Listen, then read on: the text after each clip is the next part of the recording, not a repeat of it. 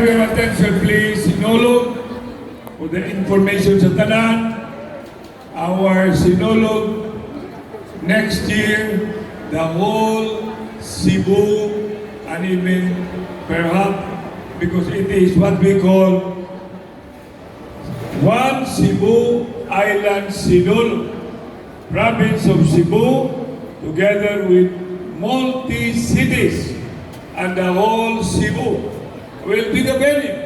But the focus is South Road Property World 10 City.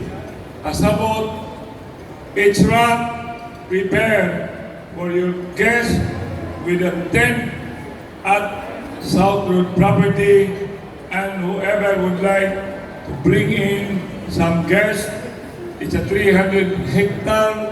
We will have a contest on 10. And that's why I am taking this opportunity. And finally, Cebu City Government, Sinulog with Sinulog Foundation Incorporated, in collaboration with the province of Cebu and the multi-cities, present One Cebu Island Sinulog South Road Property World 10 City. You're all invited, bring your own tent.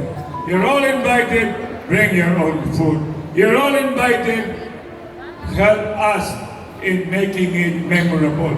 Secure, safe, healthy, culturally, spiritually, family time, and etc., etc.